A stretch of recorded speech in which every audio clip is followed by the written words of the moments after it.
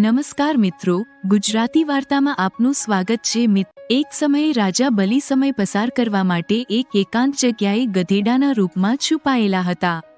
દેવરાજ ઇન્દ્ર તેને મળવા તેને શોધી રહ્યા હતા. એક દિવસ ઇન્દ્રએ તેને શોધી કાઢ્યો અને તેના છુપાઈનું કારણ જાણ્યા પછી તેને સમયનું મહત્વ કહ્યું અને તેને તત્વોનું જ્ઞાન કરાવ્યું. ત્યારે રાજા બલિના શરીરમાંથી એક દિવ્ય સુંદર સ્ત્રીનો ઉદ્ભવ થયો. તેને જોઈને ઇન્દ્રએ પૂછ્યું, રાજા, આ સ્ત્રી કોણ છે? તે કઈ શક્તિ દેવી છે? મનુષ્ય છે કે આસુરી શક્તિ છે? રાજા બલિએ કહ્યું, દેવરાજ, આ દેવી ત્રણમાંથી કોઈ શક્તિ નથી. તમે તમારી જાતને પૂછો. જ્યારે ઇન્દ્રએ પૂછ્યું ત્યારે તે શક્તિએ કહ્યું, દેવેન્દ્ર, ન તો રાક્ષસ રાજા બલિ કે તમે કે અન્ય કોઈ દેવ મને ઓળખતા નથી. પૃથ્વી પરના લોકો મને ઘણા નામોથી બોલાવે છે, જેમ કે શ્રી લક્ષ્મી વગેરે. ઇન્દ્રએ કહ્યું, દેવી, તમે આટલા લાંબા સમય સુધી રાજા બલિ સાથે રહ્યા છો, પરંતુ શું કારણ છે કે તમે તેમને છોડીને મારી તરફ આવી રહ્યા છો? દેવીએ જવાબ આપ્યો, દેવેન્દ્ર, મને મારા સ્થાનેથી કોઈ હટાવી શકતું નથી. હું સમય પ્રમાણે દરેકની પાસે આવતી જતી રહું છું.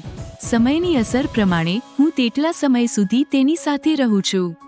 સમય પ્રમાણે એક છોડીને બીજા સાથે રહે છો. ઇન્દ્રએ પૂછ્યું, દેવી, તમે રાક્ષસોના સ્થાને કેમ નથી રહેતા? દેવીએ જવાબ આપ્યો, દેવેન્દ્ર, જ્યાં સત્ય છે, જ્યાં ધર્મ અનુસાર કાર્યો થાય છે, જ્યાં ઉપવાસ અને દાન કાર્ય થાય છે, તે જ મારું નિવાસ સ્થાન છે. પરંતુ રાક્ષસો ભ્રષ્ટ થઈ રહ્યા છે. પહેલા તેઓ ઇન્દ્રિયો પર નિયંત્રણ રાખતા હતા, તેઓ બ્રાહ્મણોની રક્ષા કરતા હતા. પણ હવે તેઓ તપસ્યા કરતા નથી, તેમને યજ્ઞ, દાન વગેરે સાથે કોઈ સંબંધ નથી. તેઓ તેમના શિક્ષકોની રક્ષા કરતા હતા અને લોકોને ક્ષમા આપતા હતા. પરંતુ હવે અહંકાર, લોભ, આળસ, વાસના વગેરેએ તેમના શરીર પર કબજો કરી લીધો છે. તેમને ખવડાવતા નથી. તેઓ તેમનું બધું દૂધ લઈ જાય છે અને તેમનામાંનો પરસ્પર ભાઈચારો સમાપ્ત થઈ ગયો છે. સૂર્યોદય સુધી સુવાથી મારું મન વિચલિત થઈ ગયું છે. તેમનાથી હવે હું ધર્મમાં જોડાઈ રહ્યો છું. હું દેવતાઓ સાથે રહીશ. આ 8 દેવીઓ શ્રદ્ધા, આશા, ક્ષમા, જયા, શાંતિ, શાંતિ, ધૃતિ અને વીજ પણ મારી સાથે નિવાસ કરશે. દેવેન્દ્રએ કહ્યું, હવે મને ખબર પડી કે તમે તેને કેમ છોડી દીધો છે અને તેના અવગુણોની પણ જાણ છે. પછી ઇન્દ્ર લક્ષ્મીને પ્રણામ કરીને સન્માન સાથે સ્વર્ગમાં લઈ ગયા. ધાર્મિક શાસ્ત્રોમાં દેવી લક્ષ્મીને ધન અને સમૃદ્ધિની દેવી માનવામાં આવે છે અને કહેવાય છે કે તે ચંચળ સ્વભાવની છે. આ એટલા માટે છે કારણ કે તે હંમેશા કોઈની સાથે વળગી રહેતી નથી. જેના પર દેવી લક્ષ્મીની કૃપા હોય છે, તેના જીવનમાં ક્યારેય કોઈ વસ્તુની કમી નથી આવતી. માતાના આશીર્વાદથી ગરીબ વ્યક્તિને પણ રાજા બનાવી દેવામાં આવે છે અને જેના પર તે ગુસ્સે થાય છે તે તેને ગરીબ બનાવી દે છે. જ્યોતિષમાં કેટલીક એવી વસ્તુઓનો ઉલ્લેખ કરવામાં આવ્યો છે જેને કરવાથી દેવી લક્ષ્મી હંમેશા માટે ઘરનો ત્યાગ કરે છે. કારણ કે જાણીએ અજાણીએ આપણે એવી ઘણી ભૂલો કરીએ છીએ જેના કારણે દેવી લક્ષ્મી નારાજ થઈ જાય છે. ચાલો જાણીએ તે ભૂલો વિશે જેનું ધ્યાન રાખવું જોઈએ જેથી દેવી લક્ષ્મી ઘરની બહાર ન જાય. વાસ્તુશાસ્ત્ર અનુસાર ઉત્તર દિશાના પ્રમુખ દેવતા કુબેર છે અને સંપત્તિની દેવી દેવી લક્ષ્મી, જે સંપત્તિ અને સમૃદ્ધિના પ્રતીક છે. આ જગ્યાને ખાલી જગ્યા પણ કહેવામાં આવે છે. તેથી આ જગ્યાએ કચરો કે નકામી વસ્તુઓ ન રાખવી જોઈએ. આ દિશા હંમેશા સ્વચ્છ રાખવી જોઈએ. તેનાથી આર્થિક લાભ થાય છે. ઘરનો આ ભાગ સકારાત્મક ઉર્જાથી ભરેલો હોય છે. જો તમે આ સ્થાન પર નકામી વસ્તુઓ રાખો છો તો દેવી લક્ષ્મી અને ભગવાન કુબેર નારાજ થાય છે. આ સ્થાનને ખાલી રાખવું અથવા કાચી જમીન છોડી દેવી એ ધન અને સમૃદ્ધિનું કારક છે. શાસ્ત્રોમાં કહેવામાં આવ્યું છે કે માત્ર દેવી લક્ષ્મીની પૂજા જ નહીં પરંતુ ભગવાન વિષ્ણુની પણ પૂજા કરો. તેથી જ તેમને લક્ષ્મી નારાયણ કહેવામાં આવે છે. માત્ર દેવી લક્ષ્મીની પૂજા કરવાથી તેમના આશીર્વાદ નથી મળતા. તેથી દેવી લક્ષ્મીના આશીર્વાદ મેળવવા માટે દેવી લક્ષ્મીની સાથે ભગવાન વિષ્ણુની પણ પૂજા કરો. ઘણા લોકો ઘરમાં ખોટા વાસણો ફેલાવીને રાખે છે. મોટાભાગના લોકો રાત્રે વાસણો એક બાજુ રાખે છે અને સવારે ધોઈ નાખે છે.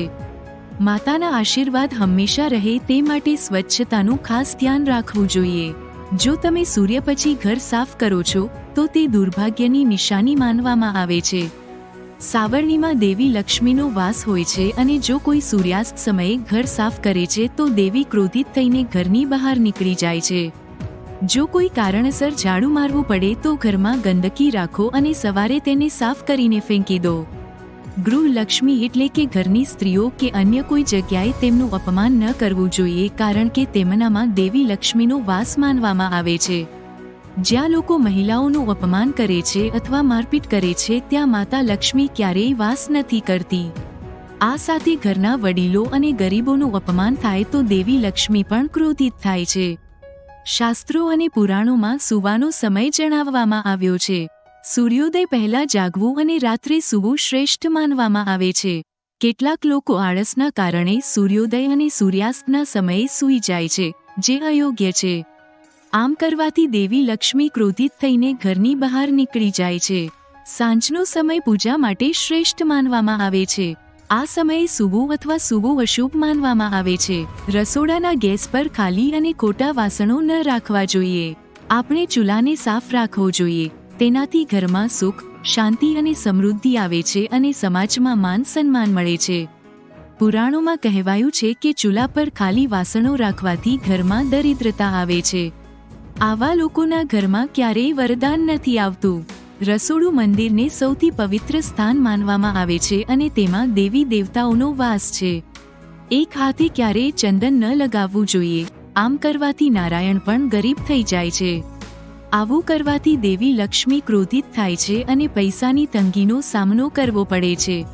જો તમને આ વિડીયો પસંદ આવ્યો હોય તો વિડીયોને લાઈક કરો, ચેનલને સબસ્ક્રાઇબ કરો અને તેની બાજુમાં આવેલા બેલ આઇકોનને દબાવો અને તમામ પસંદ કરો, જેથી તમને વિડીયોની સૂચના સૌથી પહેલા મળે. કોમેન્ટ બોક્સમાં જય શ્રી રામ લખો. વિડીયો અંત સુધી જોવા બદલ તમારો ખૂબ ખૂબ આભાર.